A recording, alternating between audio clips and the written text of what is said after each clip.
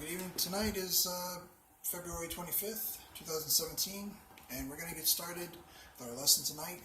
If we would turn to Galatians chapter 4, verse 8, and what we're going to do is we're going to open up with a couple Bible verses. And what we're going to do, we're going to essentially look more into where we have already walked away from.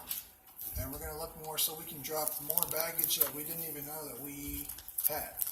And the only way to drop the baggage is to identify it by going back and looking through some history. Because we've all of us here tonight at this table came out of Roman Catholicism. So what we're going to do is we're going to do a history of Roman Catholicism. We're going to do a simple, broad brush. We're going to look at so many things in this one night tonight. So we're going to look at it. And some things are not going to be in depth, so when we go through some certain things, you're going to say, why didn't you go into that more in depth? It's because we got a lot to cover. And there's going to be things, all you're going to talk about is just that as well, because we got a lot to cover. We're zooming through it. We're going really quick through it. But nonetheless, we're going to identify it, and I'm going to leave that up to you and to you and to you and to myself to study some points deeper. If I draw up a certain point, and the point is very interesting to you personally,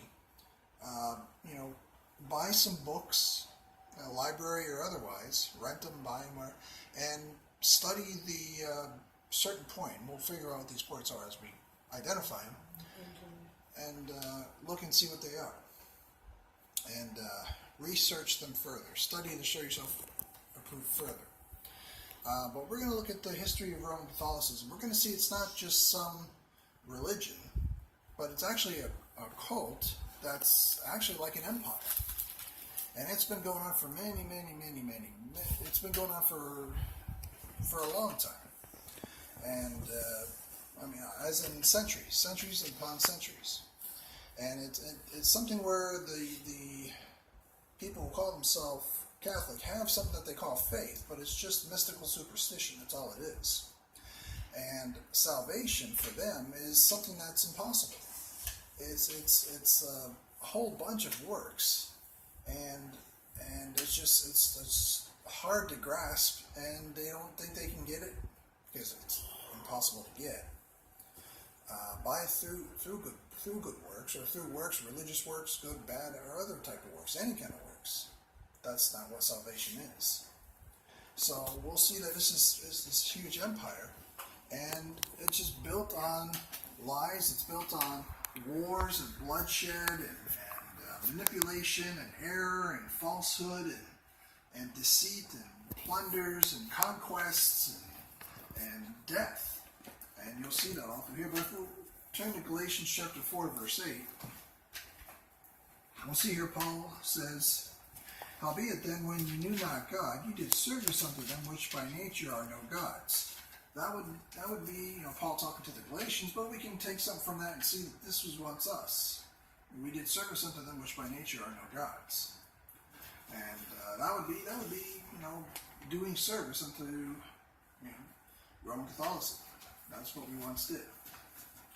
And we would also, if we turn to Colossians chapter 3. In verse 5,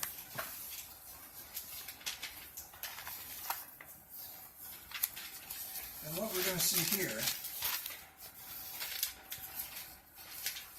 we're going to see how in this vast empire of Roman Catholicism, where salvation is this long process where assurance is something that's just not there, and eternal life is something that is not included, which is not what the mystery of Christ is all about. Sadly, that's what it is in the Bible, but that's not what Roman Catholicism is. Colossians chapter 3, verse 5 says, mortify therefore your members which are upon the earth, fornication, uncleanness, inordinate affection, evil concupiscence, and covetousness, which is idolatry. If we look at verse 8, it says, but now ye also put off all these, anger, wrath, malice, blasphemy, filthy communication out of your mouth. Lie not one to another, seeing that ye have put off the old man with his deeds. And so what we're seeing there, we're seeing all these different details that we're to put off. now that we're members of the body of Christ, now that we're saved, now that we're Pauline, now that we're studying the Bible rightly divided, Roman Catholicism just does the opposite and adds on all these fleshly orientated details and things that we're supposed to have modified. They actually add it back on. And actually, they never get rid of it in the first place. I wouldn't say add on. They never get rid of it. It's always there and it's amplified. And that'd be what they call good works. So, what we'll do is we'll start out with a prayer, and then we'll start looking at a timeline of Roman Catholicism, looking at conquest and rebellion and evil, and we'll start all the way back. I'll put up here our first point. We'll start with, we'll go all the way back as far as we can.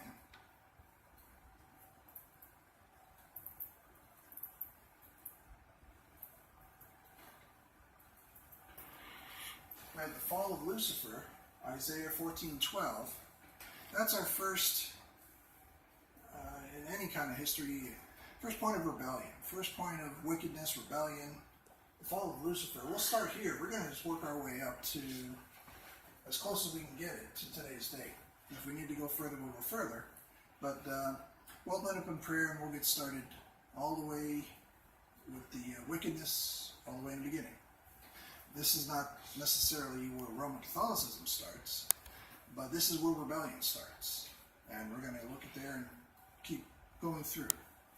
So, Heavenly Father, Lord, we're thankful for this day of grace where we can study your word rightly divided. We can learn from history where baggage once lied in our inner man, and we can identify it and reject it. And as we turn away from it, we need to turn unto something else, which is your word rightly divided. And we can study it, and we can learn more and add it into our inner man, being strengthened by your word, so that we can be better ambassadors for the dispensation of grace with the ministry of reconciliation, seeing souls saved for your glory. Amen. So, we're seeing here, this is the first point of rebellion mentioned here in the Bible. We're seeing the fall of Lucifer from heaven and from the third heaven. And this is our first point of rebellion that we're seeing. We can see that in Isaiah chapter 14, verse 12. And this is our first point mentioned. As we keep going, we're seeing other rebellious people where God says to do one thing. God has a plan or purpose going on in the Bible.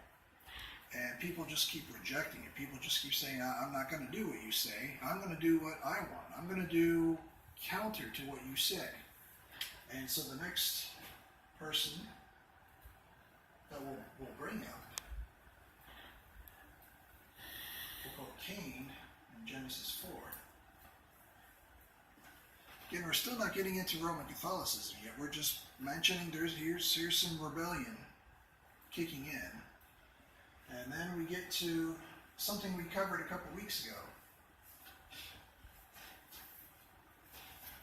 Now we're getting to the Tower of Babel, Genesis 10. And we have Nimrod, Semiramis,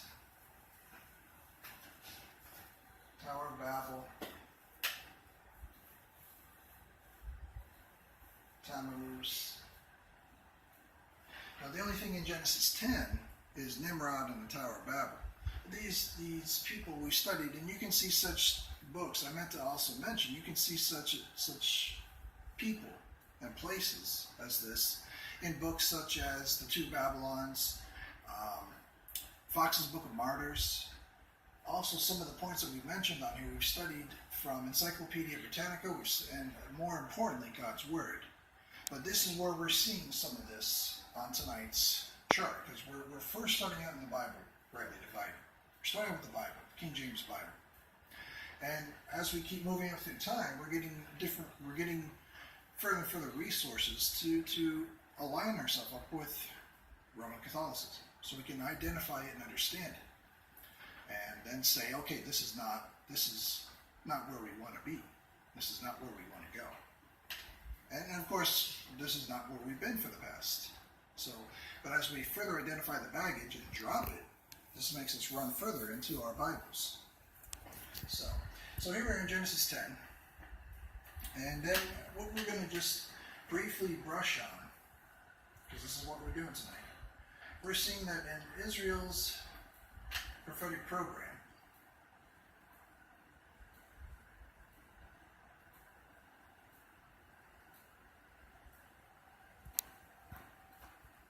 all throughout their program, you have rebellion.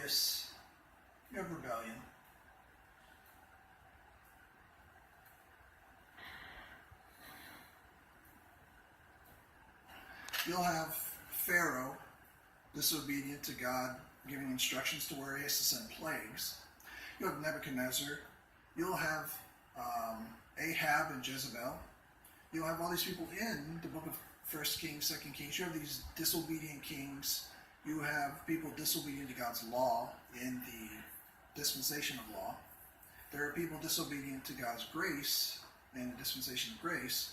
But you see people disobedient, and even in Matthew, Mark, Luke, and John, the Pharisees, which is our next point as we keep going through the Bible.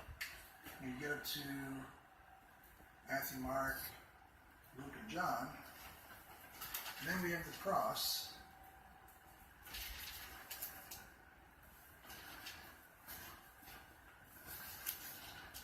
So we're just we're identifying where we are, and this has nothing to do with rebellion. The cross is the greatest thing that's ever happened to mankind. We're just identifying rebellion, and then we're identifying where we are. And now we're getting into Paul.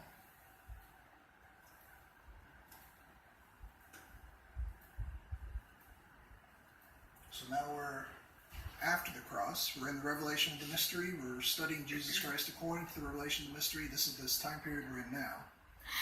And what we're seeing here, we're seeing another rebellious group. And let's see, that is,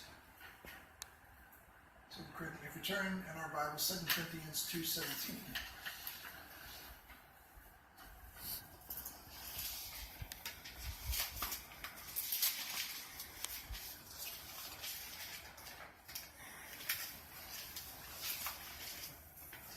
We'll see a group that's rebellious in Paul's day. And there are many that were rebellious against God's word, but we see here, and there's many here. So we are not as many which corrupt the word of God, but as of sincerity, but as of God, in the sight of God speak we in Christ. So we've got men here who are corrupting the word of God. And this is happening. It's actually happened all the way back in Genesis 3 is where it started. But what we're still seeing this rebellion, this corruption, this God says one thing and people are doing the other. And we're seeing this continuously happen. And this is happening even with Paul. And so we're seeing this happen here. Another thing we're seeing that Paul does is, if we look at Colossians 1:23, something Paul does that people don't really want to admit. Most ministries, they won't acknowledge it, or they'll say that's not what this verse means. It says, "If ye continue in the faith, grounded and settled, and be not moved away from the hope of the gospel, which ye have heard, and which was preached to every creature which is under heaven, whereof I, Paul, am made a minister." It says in the verse, it says, regarding the hope of the gospel, he says, which ye have heard, and which was preached to every creature. So around some time at this point, and I'm going to just say this is about the year 65, and I'm putting a roundabout number. Could be 60, 64, 60. I'm not going to fight on the dates. Could be around this time. That's the point of it. Is you've got this is about 65, but the gospel goes out to every creature. So Paul gets the gospel out. Gospel of grace. Paul gets it out to everybody. Flat out and point blank. It's what the verse says. Paul gets the gospel out to everybody. So that means he's traveled, he's done everything, he's gone everywhere. And he's gotten the gospel to every creature. And so now it's up to every creature to keep getting it out to every creature. And we'll see that as soon as that happens, we'll see that that persecution occurs. And so the next point on our map is what we're going to put. Now we're getting into where we start getting into the historical parts, where we start getting into where chronology starts happening even further. We're going and looking at the history of Roman Catholicism. We can line all this up with Bible. And we're getting now into where we start looking at the parts of Encyclopedia Britannica and history and everything else. And we're trying to be accurate as we can so we have no falsehoods and identify, nonetheless, what's happening. So what we see here, we're going to say about, we'll say here, about 300 or so, is what we have is where the prayers for the dead starts up. This invention, it's probably been going on longer than that, but the prayers for the dead is officially affirmed and accepted and allowed. And in the meantime, from 65 to 300, you have the government of Rome attacking the church at Rome that Paul started up. And as they're passing the baton further and further from 65 to 300, you get those that remain faithful and those that break away. So Paul did his job. But then as the persecution of the governments of Rome keep going and keep intensifying, you've got those, it starts getting into two groups. Those that say, I don't care how hard you persecute me, I'm going to stay faithful and I'm going to remain faithful to what was taught. And we're going to hold on to our literal, biblical, dispensational thought and keep going, even if that means our death. And then those that say, oh, if you're going to persecute me, I'll just do whatever you say, and I'll believe whatever you want, and I'll do whatever you tell me. And whatever you say goes, just don't kill me. So there's some that remain faithful and some that don't remain faithful. And so we'll put up here the faithful.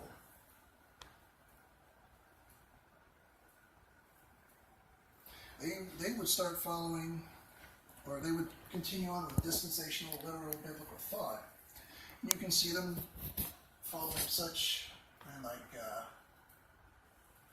Papias, Justin Martyr, Manny, and the list goes on. But these are the faithful that Roman Catholicism is not a part of. So if you kept following this, because these men carried on dispensational thought, they had some idea about what dispensationalism was. They didn't have it to the point where we have it today, but something about dispensations, and a little point here, or just even one point, something they knew was going to be accurate or correct. But there's this, I'll put it here, but there was persecution.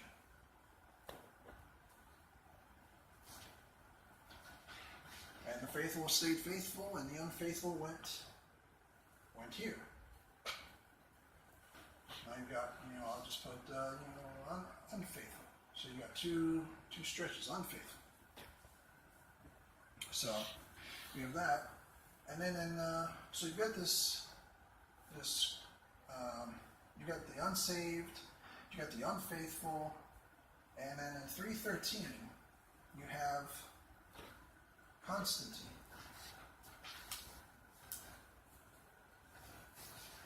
And he comes up with an edict of Milan, and he says, why don't we just take Christianity as we think we know it to be, and why don't we just blend it together with paganism, which surrounds us? Because the pagans, we want the pagans to like us, and we want the Christians to like us. Why don't we just take it together and just blend it all into one big thing, one big religion, whatever we can call it. We'll call it Christianity. And why don't we make it so that the unsaved people who don't know anything get to like what we call Christianity, and then we'll get the Christians who already are into Christianity. We'll get them to like what we think is Christianity. We'll just blend it all together, and we'll call it Christianity. And since I'm Constantine, I'll make it law, and I'll tell them this is what we're going to do, whether they like it or not. So he had the Edict of Milan, and he ordered Eusebius, a follower of Origen, to start making a ecumenical Bible where everybody would like it, and everyone could read it, and everyone could follow it, and everyone could understand it, or it could just be palatable to everybody. Everyone could like it. So we're no longer following, Paul and the Gospel of Grace and the Bible and the faithful. We're going down this branch where it's just palatable to everybody. Everybody likes it. Everybody can like it. Everyone can understand it. It works for everybody. So this is 313 now. Now we're in 313. And this is not, as you look at this chart, this is not to say that Paul is a Roman Catholic and as we look back from this point on, we're looking at history and we're watching it as it splinters off, and we're starting to see the building of how Roman Catholicism comes to be. We're seeing Constantine look at the doctrine of prayers for the dead and say, well, let's include prayers for the dead with what Christianity is in the current day. And let's take some other things, the worshiping of the sun, and throw that in there too. The S-U-N. The sun, S-U-N. Not the S-O-N, but the S-U-N. Let's worship the sun, let's take prayers for the dead, let's take other pagan rituals and beliefs, and throw that into what we'll call Christianity. That's why you'll see a monstrous in Catholicism even today. And so we have that. And then 325 became the Council of Nicaea.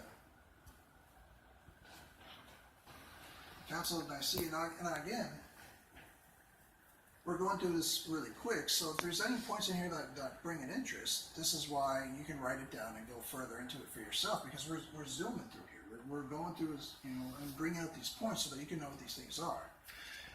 And we're just brushing up on it so you can go further deeper into it yourself and study it, and learn it, and grow from it. But 325 was the Council of Nicaea, and this is a unity conference, for lack of a better word, a unity conference. We've seen that here in Orlando, sadly.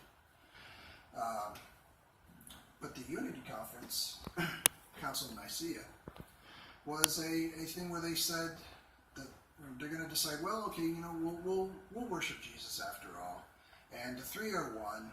We'll make that a declaration, and it wasn't based on doctrine. It was based on, let's just bring everyone together.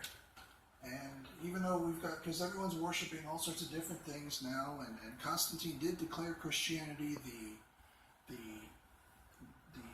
religion of the land, but there's people doing different things, and there's people fighting over different things. Let's have a council and decide what's going to be. Let's have unity with everybody, and let's decide that. And so it was imperial unity. That was all that. It wasn't about doctrinal truth. It was about imperial unity, where this council was all about this. So it was about unity. It was more like wicked unity. It was wickedness, unity of wickedness, and that's essentially the Council of Nicaea. But there's always more to. There's a lot more to this. I leave this for you to study as we keep going forward. And about 390. Start getting, let's see. Here's where we get our Nicene Creed. That's invented. Here we get the Apostles' Creed, built on the Nicene Creed.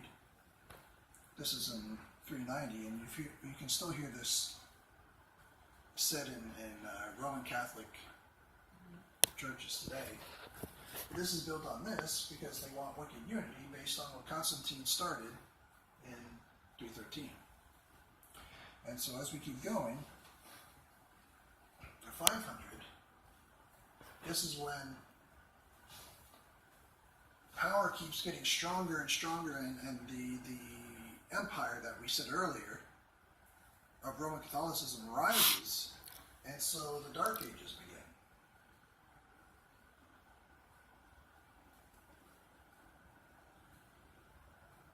So now what's happening is faithful, literal, dispensational Christianity is outlawed. If you're this, you can be murdered just for doing it, and people were murdered. So truthful Christianity is outlawed. Only Roman Catholicism is allowed. And so we see that starting in 500. 526, I just put that the last rites is invented. That's the year it was created. So if you, depending on how you want to zoom in and go forward and backwards, if you were a Roman Catholic, quote unquote, living in this time, you never had last rites. And people say, oh, well, this is, I'm a Roman Catholic because the church has never changed. Well, it's actually, it keeps changing. They keep inventing new things. They keep changing things according to what's happening, according to how much power they steal, how much people they kill, how much they plunder and destroy, and there's no rhyme or rhythm to it. It just keeps changing. There's nothing absolute. There's nothing solid or sound about it. It just keeps changing based on what people invent. So this is the last rites where you're dying, and they give you some last rites before you die. This is 526.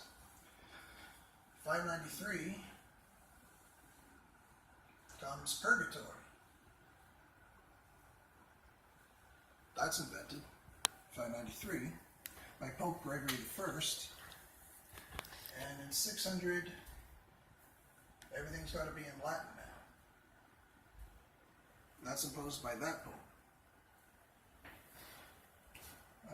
Well, actually, I wouldn't say by Pope, but in 607, the title of Pope is given to the leader of Roman Catholicism. He was previously called the Universal Bishop, rather than being called a Universal Bishop.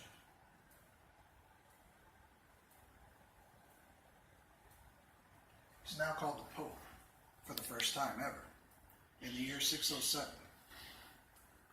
So we see that there. And in 850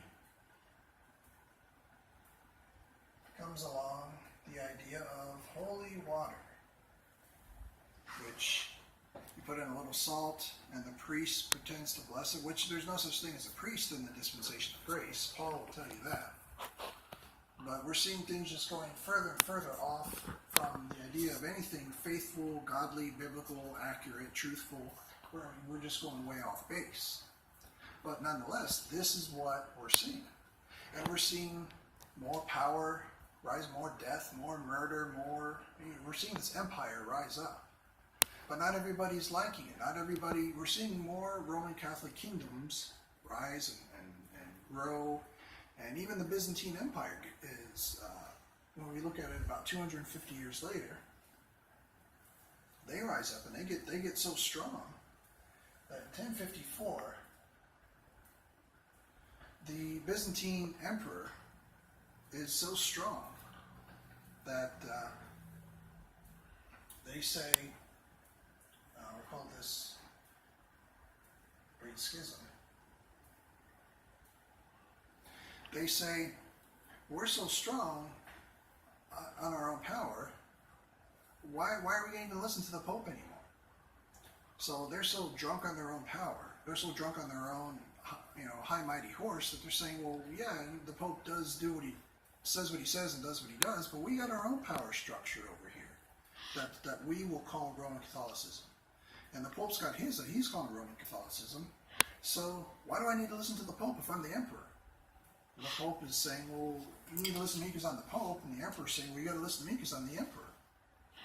So then comes this great schism. in Roman Catholicism. And there's never enough power in this structure. Everyone's always got to have power. Everyone's always got to have the most. It's what we were studying in Colossians chapter 3 verse 5 and Colossians chapter 3 verse 8, where it's just the opposite of what you're supposed to mortify as a member of the body of Christ. You're supposed to mortify wicked deeds, and you're supposed to put on the new man, and you're supposed to not be concerned with power and the lust for power and the lust for, but they don't care about that. And so that's because they're lost. And so what we're seeing here is we're seeing that as a result, the Eastern Orthodox Church splits off. Now again, as you see this, you may say, well, there's a lot more to it than that. There's a lot more to be said. There's a lot more to, why are you just saying that and leaving it at that? Because there's a lot more to keep going with. So I would leave that, if you want to study the Great Schism, the doctrines of purgatory, or last rites, or the Dark Ages, or the Council, I mean, there's so much just on this one timeline alone. There's tons of stuff. You want to study who's Papias, Justin Martyr, Manny. There's just so much. But I leave this up here for your benefit so you can see it. And you can learn it, you can study it, you can grow from it, and you can make pinpoints on what is important from the fall of Lucifer all the way to the year 1054. And we're still not done yet. So we're just seeing this as the first part of our chart. We're seeing from the fall of Lucifer all the way to the year 1054 with the Great Schism. And we're going to continue in a little bit, going further from the year 1054 to moving on into today's date with Roman Catholicism. So what we'll do is we'll pause and we'll get to